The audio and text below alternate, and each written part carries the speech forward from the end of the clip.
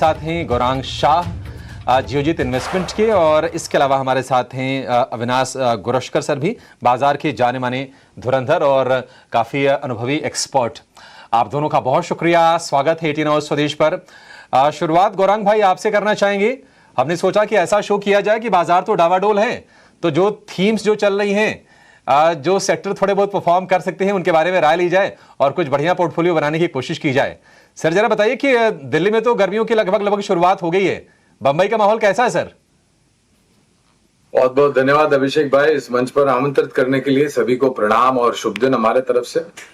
एक छोटा डिस्क्लोजर दे देता हूं कि जो भी निवेश लायक रणनीति आप एक समक्ष इस कार्यक्रम में रखेंगे, ये बुनियादी तर्क के आधार पर लंबी अवधि के लिए।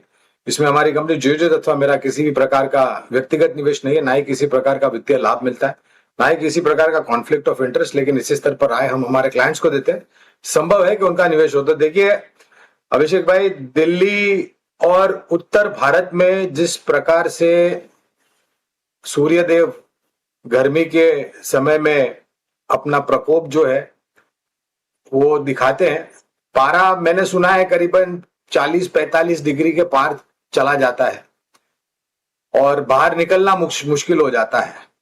लू की चपेट चलती है, सनस्ट्रोक का डर रहता है अगर आप ज्यादा देर बाहर रहे तो ऐसी गर्मी में। जाहिर है बंबई में भी गर्मी का प्रकोप पिछले कुछ सालों में ऊपर के तरफ गया है।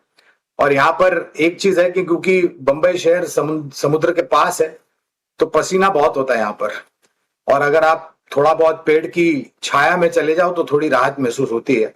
उत्तर भारत में वैसा है नहीं, वहां पर सूखी गर्मी पड़ती है। लेकिन गर्मी का पारा बंबई में भी बंबई या महाराष्ट्र में या इस तरफ के जो राज्य है, तटीय तट पर जो राज्य है, वहां पर गर्मी का पारा पिछले कुछ सालों से ऊपर गया है। और मैं ये मानता हूं कि जिस प्रकार से हमने बारिश और ठंड के मौसम का लुत्फ लिया है या आनंद उठाया है, उसका खामियाजा गर्मी के सीजन में की भरपाई करनी पड़ेगी हमें। बिल्कुल सही बात है सर। गर्मियां तो खैर बढ़ ही रही हैं और तापमान भी थोड़ा सा ना, मतलब हर साल थोड़ा चेंज हो रहा है, साइकिल भी थोड़ा शिफ्ट हो रहा है। तो ये हम गर्मियों से रिलेटेड शेयर तो जानेंगे, लेकिन देश में ऐसे बहुत सारे राज्य ऐसे भी हैं जहां कोई गर्मियों का प्रकोप नहीं होता है। अगर हम पहाड़ी राज्यों की बात करें, हिमाचल, उत्तराखंड, जम्मू कश्मीर हो गया, वहां तो उतनी गर्मियां नहीं पड़ती हैं। साउथ के भी कुछ राज्य हैं जहां पर गर्मियों का उतना प्रकोप नहीं होता है। तो गर्मी से इतर कुछ शेयर अगर आपको समझना हो तो उसमें आपकी मदद करेंगे। आज हमारे साथ हैं अविनाश गुरशकर जी। लेकिन गौरांग सर, शुरुआत आपसे कर लेते हैं। थीम हमारी आज प्योरली गर्मी वाली है, तो एक कोई ऐसा शेयर जो ठंडक का एहसास दे और पोर्टफोलियो को गर्म रखे, बताइए आपकी तरफ से पहला शेयर कौन सा होगा? ये प्रश्न मेरे लिए है या अविनाश के लिए? आपके लिए सर, आपके लिए। क्षमा चाहता हूं, मैंने सुना नहीं था, क्षमा चाहता हूं। तो पहला विकल्प है, जाहिर है अब कूल स्टॉक्स हॉट रिटर्न का जो शीर्षक आपने अपने कार्यक्रम को दिया है वो बहुत सकारात्मक रूप से बैठता है, और उसी दर के आधार पर एसी बनाने वाली कंपनियों पर जोर दिया है हमने। पहला विकल्प है वोल्टास अभिषेक भाई। काफी लंबे समय से भारत में ये कंपनी कामकाज करती हैं, कुछ कंपनियों का अधिग्रहण भी किया है। खाड़ी देशों में तो इनका कामकाज बहुत बड़ा है। बीच में कुछ नकारात्मक परिस्थिति थी कुछ सालों पहले, लेकिन अब वो सब मसला सुलझ गया है। तो पहला विकल्प है वोल्टास पर खरीदारी की राय। और मैं ये जो भी राय दे रहा हूं, जिन भी शेयर के बारे में चर्चा करेंगे, पूरी ताकत लगा करके एक ही समय पर निवेश मत कीजिए। बाजार में अनिश्चितता का माहौल है, शुरुआत कीजिए इस तरह से, गिरावट पर जोड़ते जाए। टारगेट अगर आप लक्ष्यांक की बात करें तो 1725 के आसपास का बहुत ही साधारण और अनुमानित लक्ष्यांक है। अगर नतीजे अच्छे आए, बिक्री अच्छी हुई, तो इस लक्ष्यांक में परिवर्तन होगा। ठीक है, वोल्टास चुना है गौरांग भाई ने 1725 के टारगेट के लिए, और 1566 रुपए का भाव है इसका फिलहाल, और इसमें आपको खरीदारी करने की सलाह दी जा रही है। और आपको बता दें कि देश में जो एसी कूलर का जो बाजार है, लगभग ये 50,000 करोड़ रुपए के आसपास का है, और ये ग्रोथ आगे इसमें 2033 तक 10 से 12% की सीएजीआर ग्रोथ की उम्मीद है। तो ये सेक्टर आगे भी बजिंग रहेगा, और इसमें से आपके लिए एक बढ़िया शेयर। लेकिन गर्मियों की बात हो और पावर स्टॉक्स की बात ना हो, ऐसा हो नहीं सकता है। तो अविनाश सर, आपके लिस्ट में कोई पावर शेयर या फिर पावर से रिलेटेड कोई शेयर आप बताइए सर, कहां पर पैसे लगाएं? कौन सा पहला शेयर होगा आपका? नहीं अभिषेक जी, देखिए गर्मियों के सीजन में एक शेयर जो बहुत अच्छा चलता है और जो वेरी प्रोमिनेंट है, जब सभी को प्यास लगती है तो मेरे ख्याल से वरुण बेवरेजेस, हम इसको इग्नोर नहीं कर सकते। देखिए वरुण बेवरेजेस पिछले साल स्टॉक अच्छा नहीं किया क्योंकि गर्मी का इफेक्ट इतना नहीं था, वो नंबर्स इतने खास नहीं आए थे, लेकिन ये दिसंबर एंडिंग वाली कंपनी है। कंपनी ने करीबन 21,800 करोड़ का रेवेन्यू दिसंबर के लिए रिकॉर्ड किया है और प्रॉफिट आफ्टर टैक्स इस साल 3,062 करोड़ है, जो पिछले साल 2,600 करोड़ था। जैसे कि सभी को पता है, ये पेप्सी की फ्रेंचाइजी वाली कंपनी है। इनके जो कोल्ड ड्रिंक्स है प्लस जो स्नैकिंग बिजनेस है वो not only India but abroad भी करते हैं। तो मुझे लगता है कि अगले साल यहाँ पे करीबन एक 15-20% की ग्रोथ टॉप लाइन और बॉटम लाइन दोनों पे आ सकती है। तो मुझे लगता है कि वरुण बेवरेजेस एक अच्छा विकल्प हो सकता है। अभी करंटली अराउंड 450 का रेट चल रहा है। मुझे लगता है कि अगर किसी का नजरिया 12-15 महीना है तो मैं समझता हूँ कि 525-540 का नियर टर्म का टारगेट बनेगा। बहुत ही वेल मैनेज कंपनी है, जयपुरा ग्रुप है जो देवयानी इंटरनेशनल जैसी कंपनी भी मैनेज करती है। तो आई थिंक ये एक बहुत इंपॉर्टेंट प्लेयर रहेगा क्योंकि सर गर्मी जैसी बढ़ेगी वैसे प्यास बढ़ेगी और इनके लिए मेरे ख्याल से कैपेसिटी है, नेटवर्क है और प्लस पेप्सी का फ्रेंचाइजी ब्रांड इनके पास है। तो all the factors are in favour. तो ये हमारी तरफ से पहली पिक जो आपके कूल स्टॉक्स की लिस्ट में। ठीक है, कूल स्टॉक्स में वरुण बेवरेजेस पर आप फोकस करके चलिए और 525-540 रुपए के टारगेट होंगे 12 से 15 महीने के लिए। फिलहाल 450 रुपए के आसपास के भाव हैं। और वरुण बेवरेजेस यहाँ पर तो पेप्सिको के बॉटलर है, लेकिन एक इंटरेस्टिंग चीज़ कंपनी ने की है कि अफ्रीकन मार्केट में अल्कोहलिक बेवरेजेस में भी कंपनी ने एंट्री की है। तो एक रेवेन्यू स्ट्रीम वहाँ से भी खुलता हुआ दिखाई देगा। तो एक आपको एसी वाला शेयर मिल गया और एक कोल्ड ड्रिंक वाला शेयर मिल गया आपके लिए अविनाश जी की तरफ से। गुरांग सर, वोल्टास तो आपने बता दिया, एसी वाली कंपनीज आपके फोकस पर हैं। कोई पावर वाला भी शेयर बताइए, क्योंकि पावर में गर्मी तो आएगी और इस साल जो पीक पावर डिमांड होगा ऐसी उम्मीद की जा रही है कि पिछले 5 साल के मुकाबले ज्यादा रहने वाली है और पावर शेयर चले भी नहीं है, तो वहां पर रिस्क रिवॉर्ड रेशियो भी थोड़ा आकर्षक होगा। अभिषेक भाई, एसी चलाने के लिए ऊर्जा की जरूरत पड़ेगी। ठंडा अगर आपको पीना है तो उसको रेफ्रिजरेटर या फ्रिज में रखना पड़ेगा और उसकी ऊर्जा इस्तेमाल होगी। आपको पंखा चलाना है या कूलर चलाना है तो वहां पर भी आपको ऊर्जा की जरूरत पड़ेगी। तो और ये मैं एक बात ये भी कहता हूं अभिषेक भाई कि ये जो हम पूरी ग्लोबल कैपेबिलिटी सेंटर्स की बात कर रहे हैं, जीसीसी, या फिर डेटा सेंटर्स की भी बात कर रहे हैं, और जैसे आप भी बता रहे थे कि हर साल क्योंकि मौसम में परिवर्तन हो रहा है समय में ग्लोबल वार्मिंग को लेकर के, और हर साल जो पारा है गर्मी का वो ऊपर चढ़ने का अनुमान है, ऐसा मौसम विभाग भी बता और हमने और आपने अनुभव भी किया पिछले कुछ सालों से। उस परिस्थिति में और ये सब डेटा सेंटर्स और ग्लोबल कैपेबिलिटी सेंटर्स को ध्यान में रखते हुए और आने वाले भविष्य में जो ऊर्जा की जरूरत पड़ेगी, हम व्यक्तिगत स्तर पे तो ऊर्जा ज्यादा खपत करेंगे ही, लेकिन मैन्युफैक्चरिंग एक्टिविटीज बढ़ेगी, उत्पादन क्षमताएं बढ़ेगी, वहां पर भी आपको ऊर्जा की जरूरत पड़ेगी। एक बहुत ही सक्षम और मजबूत कंपनी है टाटा समूह की, निजी क्षेत्र की, टाटा पावर। हालांकि इस स्टॉक ने ज्यादा कुछ किया नहीं है पिछले कुछ सालों में, लेकिन हम ये मानते हैं कि एक बुनियाद बनाने का प्रयास है, और जिस प्रकार से नतीजों के पश्चात टाटा पावर के मैनेजमेंट ने टिप्पणियां करी थी, हमें लग रहा है कि बेहतरीन विकल्प है। सोलार में तो इन्होंने अपने नक्शे कदम बहुत बेहतरीन तरीके से आगे बढ़ाए, खास करके उत्तर भारत के जो राज्य है वहां पर चार्जिंग स्टेशंस की बात कर रहे हैं, अपनी जो ऊर्जा उत्पादन क्षमता है वहां पर बढ़ाने की बात कर रहे हैं। तो टाटा पावर पर खरीदारी की राय है। एक साधारण सा लक्ष्य करीबन 485 के आसपास का हमने निर्धारित किया है लंबी अवधि के लिए, और जिस स्तर पर यह कामकाज कर रहा है अभिषेक भाई, वहां से नीचे की तरफ से दायरे काफी सीमित लगते हैं। ठीक है, टाटा पावर 485 रुपए के टारगेट होंगे, 1 साल की ड्यूरेशन के लिए आप इसको खरीद सकते हैं। लगभग 450 रुपए के आसपास फिलहाल ये शेयर कारोबार कर रहा है। तो एक बेहतरीन कंपनी, अच्छी परसेंटेज, सही वैल्यूएशन पर आप टाटा पावर को अपने पोर्टफोलियो में जोड़ सकते हैं। डेटा सेंटर यानी कि जीसीसी, ग्लोबल कैपेबिलिटी सेंटर, इनकी बातचीत की है गौरांग भाई ने। तो जरा जीसीसी का भी प्ले एक समझ लेते हैं, क्योंकि वो भी प्रॉक्सी है। अगर हम पावर की थीम को रिलेट करें अगर तो, और ऐसा अनुमान है कि भारत में जो डेटा सेंटर का रेवोल्यूशन आया है, जो टोटल जो कैपेसिटी हो जाएगी 2030 तक, वो 10 गीगावाट की हो जाएगी डेटा सेंटर में। कोई शेयर अविनाश सर जो आपके रडार पर हो इस स्पेस से जुड़ी हुई?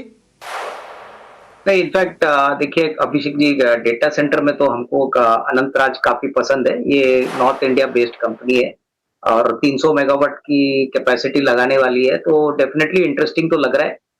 बट मेरे ख्याल से आपका जो कूल थीम में मैंने और एक शेयर चुना था, तो अगर आपकी परमिशन हो तो मैं वो भी बता दूं। हाँ बिल्कुल सर, बिल्कुल। कूल थीम के लिए मैंने हेवल्स इंडिया सेलेक्ट किया था अभिषेक जी, क्योंकि देखिए डेटा सेंटर तो अभी काफी बड़ा थीम है, ऑलरेडी काफी लोगों को पता है। बट हेवल्स इंडिया बहुत समय से अंडर परफॉर्म कर रहा है, लेकिन जो नतीजे दिसंबर क्वार्टर के आए हैं मेरे ख्याल से काफी इंटरेस्टिंग है, क्योंकि इस कंपनी में भी कंज्यूमर ड्यूरेबल्स को लेके कूलर्स, एयर कंडीशनर्स, फैंस, ये सारा कुछ हेवल्स बनाता है और काफी बड़ा प्लेयर है। इनफैक्ट करीबन 21,000 करोड़ के ऊपर का रेवेन्यू लास्ट ईयर था, करीबन 1400 करोड़ का प्रॉफिट था। कंपनी बिल्कुल कर्जा मुक्त है, कैश फ्लोज बहुत स्ट्रांग है। तो मुझे लगता है कि यहाँ पे भी हेवल्स में एक अच्छा रिस्क रिवॉर्ड बन सकता है, क्योंकि गर्मियों का सीजन शुरू होता है तो इनके लिए बिजनेस समर मंथ्स में सबसे ज्यादा पीक होता है।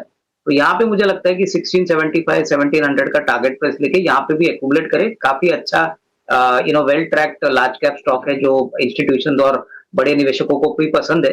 तो यहाँ पे डेफिनेटली एक छोटा निवेश बन सकता है। 1675 1700 अगले 12 से 15 महीने के। ठीक है, अगले 12 से 15 महीने में 1700 रुपए की टारगेट होंगी, 1400 रुपए का प्राइस है हेवल्स, और ये कंज्यूमर ड्यूरेबल स्पेस की एक दिग्गज कंपनी है हेवल्स।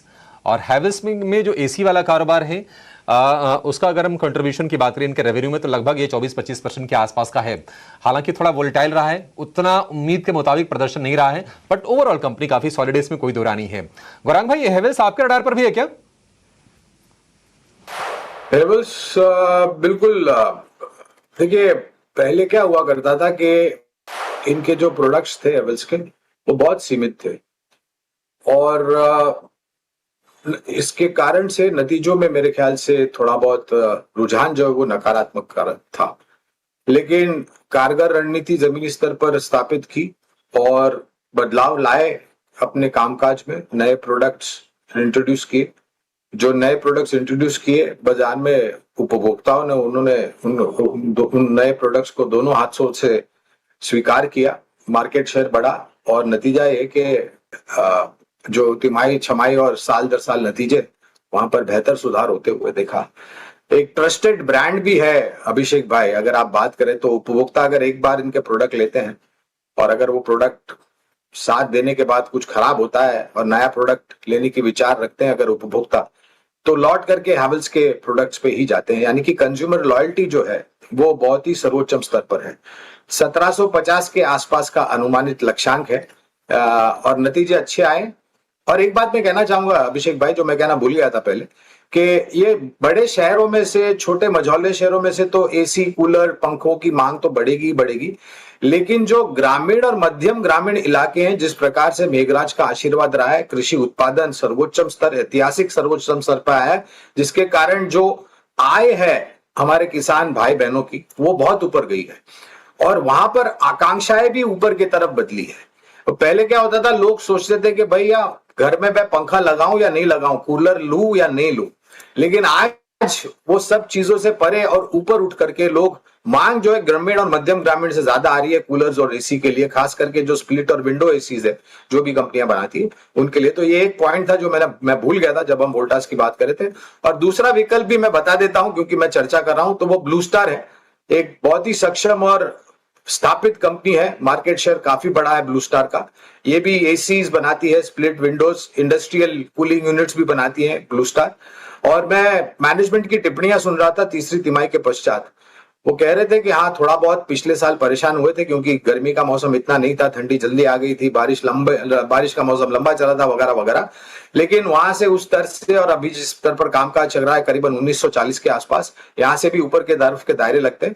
एक साधारण अनुमानित लक्ष्यांक 2265 का निर्धारित किया है ब्लू स्टार के ऊपर। ठीक है, ब्लू स्टार के लिए 2265 के टारगेट होंगे। और एसी वाली सारी की सारी कंपनीज ही गौरांग भाई को पसंद आ रही हैं और आनी भी चाहिए, क्योंकि अभी देखिए ना, अभी तो समय है, कम से कम 3-4-5 महीने तो फिर कहीं गए नहीं हैं। इसमें से 3-4 शेयर भी चल गए अगर ना, तो आपको पक्के अच्छे वाले रिटर्न मिल जाएंगे। और हैवेल्स के लिए 1750 रुपये के टारगेट हैं। और हैवेल्स को लेकर एक इंटरेस्टिंग चीज़ मैं जोड़ देता हूँ, दर्शकों को शायद पता भी होगा, ये नाम से ऐसा लगता है कोई विदेशी कंपनी है, लेकिन ऐसा नहीं है। इसके फाउंडर थे हवेली राम गांधी, और टर्न अराउंड की एक ब्यूटीफुल स्टोरी है, क्योंकि इस ब्रांड को फिर खरीदा, हैवेल्स ब्रांड को हवेली राम गांधी से कीमत राय गुप्ता ने 1958 में। उसके बाद फिर हमने देखा कि राष्ट्रीय और अंतर्राष्ट्रीय स्तर पर कंपनी ने अपनी मजबूत पहचान बनाई है। इस लिस्ट में अगला शेयर विनायक सर, आप बताइए कि आपकी और कहां पर नजर है, कौन सा शेयर खरीदना चाहिए? नहीं, मेरे ख्याल से अभिषेक जी देखिए, जैसे गौरांग ने कहा कि उनको एसी कंपनियां पसंद है, मुझे एक ऐसी कंपनी पसंद है जो सारी एसी कंपनीज को आउटसोर्स करके देती है, क्योंकि आज का ट्रेंड जो है वो एसी कंपनीज खुद मैन्युफैक्चरिंग में काम नहीं करती, वो सिर्फ मार्केटिंग और ब्रांडिंग को ही फोकस देती है। तो ऐसी एक कंपनी है अंबर एंटरप्राइजेस, जो इंडिया की सबसे बड़ी ओडीएम मैन्युफैक्चरर है।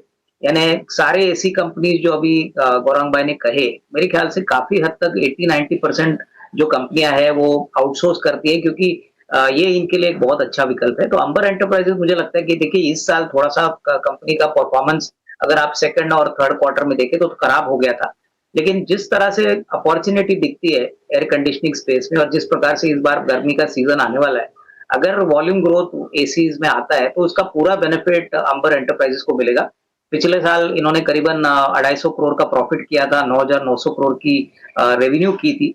मुझे लगता है कि अगर FY 26-27 की बात करें तो करीबन 11,500 करोड़ का रेवेन्यू आएगा, और मुझे लगता है कि वापस करीबन 200 करोड़ का प्रॉफिट आना चाहिए, क्योंकि इस साल सेकंड और थर्ड क्वार्टर में कंपनी ने एक छोटा लॉस किया है। कंपनी अभी कंज्यूमर ड्यूरेबल में भी डाइवर्सिफाई कर रही है, तो ये एक अच्छा विकल्प हो सकता है जो इनडायरेक्टली एक एसी के ऊपर एक प्ले है। तो यहाँ पे 8,200 8,300 का रिटर्न का टारगेट बनेगा। बहुत ही बेहतरीन मैनेजमेंट है, और स्केल के ऊपर जिस तरह से ये काम कर रहे हैं, मुझे लगता है कोई भी अदर कॉम्पिटिटर इनके मार्केट शेयर को इरोड नहीं कर पाएगा, क्योंकि साइज इतनी बड़ी है, इनकी कैपेबिलिटी बड़ी है, एग्जीक्यूशन अच्छा है। तो उस पॉइंट ऑफ व्यू से इस लेवल पे अभी स्टॉक मिल रहा है, तो डेफिनेटली इसमें एक छोटा निवेश बन सकता है। ठीक है, अंबर को लेकर ये व्यू। अंबर को हमने देखा था कि शेयर ये करीब करीब 8,500 रुपये तक गया था, वहां से करीब गिरते गिरते 6,000 नीचे गया, और फिर क्या स्ट्रांग रिकवरी आई।